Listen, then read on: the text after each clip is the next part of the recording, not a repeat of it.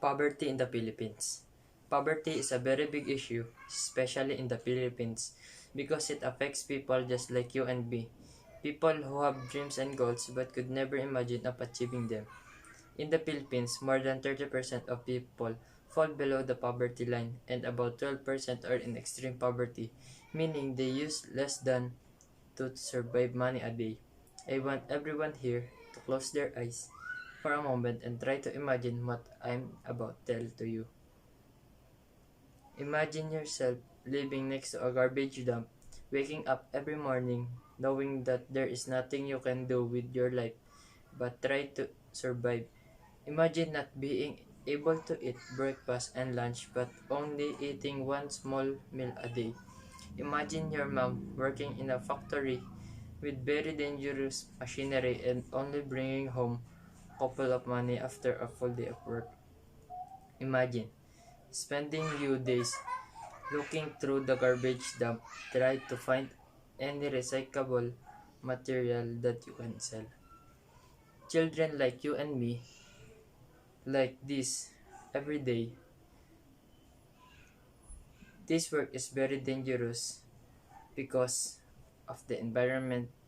They are at risk of many diseases such as pneumonia or tuberculosis.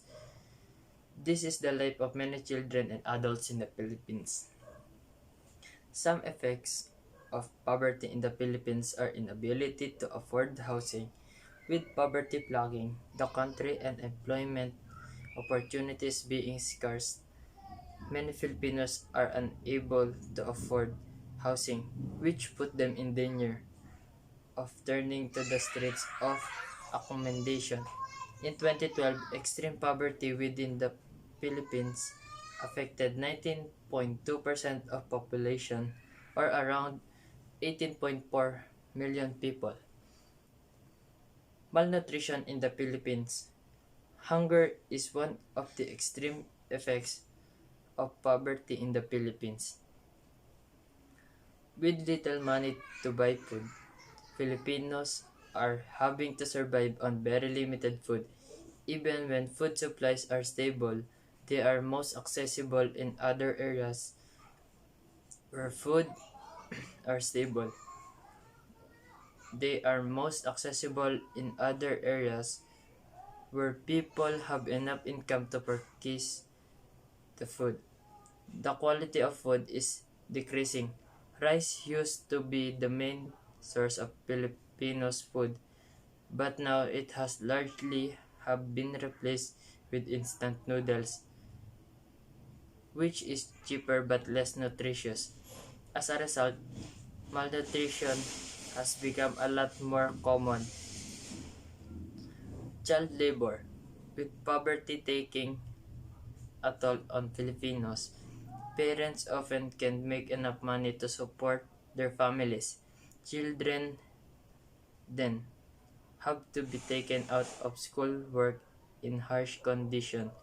Statistics shows that around 3.6 children from ages 5 to 17 are child laborers in the Philippines. This is 5.9% of the entire population. Crime and thievery. With conditions so troublesome, people often resort to crime and thievery to survive.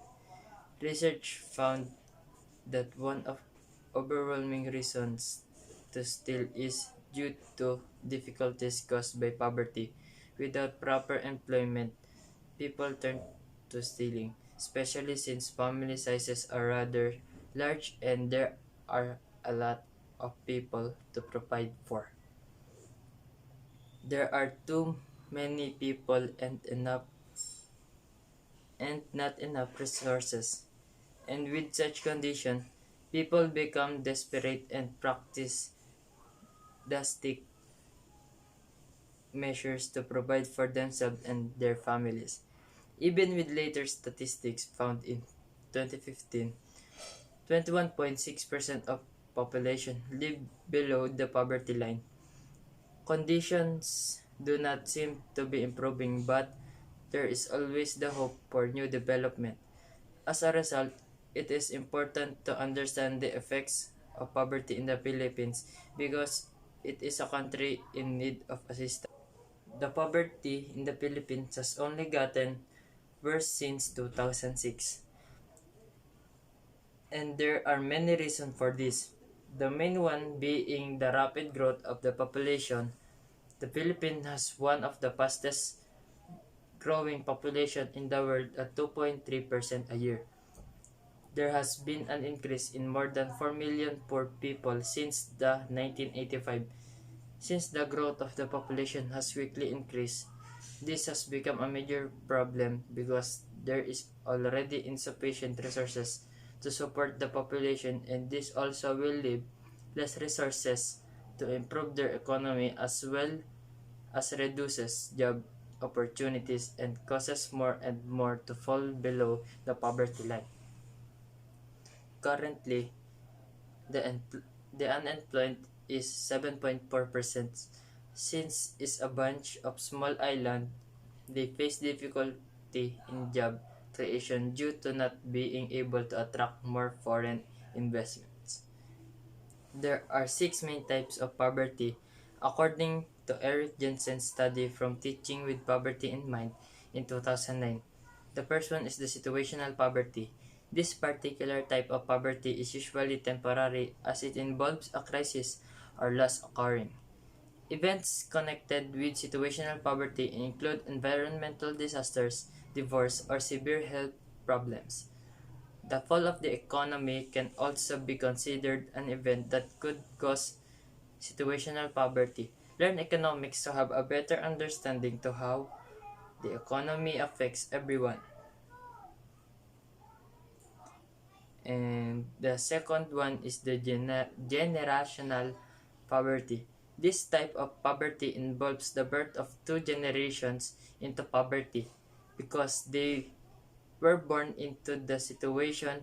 They usually don't have the tools to help get themselves out of it. Third is the absolute poverty.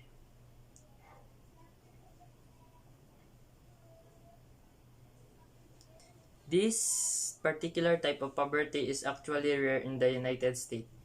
People in this type of poverty don't even have a basic necessities like a roof over their head, food and water. Their only focus is on surviving each day as it comes. The next is relative poverty. This type of poverty is known as relative because it is relative to the average standard of living in that person's society. What is considered high income in one country could be considered middle or low income in another. If a family's income isn't enough to meet the average standard of living, they are considered to be in relative poverty. The fifth one is the urban poverty. This particular type of poverty is one of the metropolitan areas with population over 50,000. The last type of poverty, according to Eric Jensen's study, is the rural poverty. Like urban poverty above, rural poverty occurs only in specific area types. These areas are the fifth one is the urban poverty. This particular type of poverty is only for metropolitan areas with population over 50,000. The last type of poverty, according to Eric Jensen's study, is the rural poverty. Like urban poverty above, rural poverty occurs only in specific area types. These areas are non-metropolitan with population below 50,000. The low population limits services available for people struggling financially, and a lack of job opportunities only compounds the problem. Over many years, the government has been trying to poverty by focusing more on agricultural work in order and try and create more jobs. But this will take many years, and by this time jobs also been helped from many people and companies such as the Asian Development Bank, also known as ADB. ADB is an organization that tries to help those in poverty in Asia. and the Pacific and spread knowledge to others. ADB produced a book called Poverty, ex- explored the many ways someone over many years. The government has been trying to poverty by focusing more on agricultural work in order and try to create more jobs. But this will take many years, and by the time these jobs also been helped from many people and companies such as Asian Development Bank, also known as ADB. ADB is an organization that tries to help those in poverty in Asia and the Pacific and spread knowledge to others. ADB produced a book called Poverty in the Philippines Causes, Constraints, and Opportunities. This book explored the many ways someone could be trapped in poverty. Many do not know about this issue, and I feel as if that is a big reason why the Philippines are still facing poverty after such a long time. Poverty, the scenario is a book written by Ruth Escalanta that shows you the many different aspects of the life of someone in poverty. Through these books and through you, we can spread knowledge to those who do not know about the issue. So you may be thinking that you are only one person and that nothing you can do will even make difference.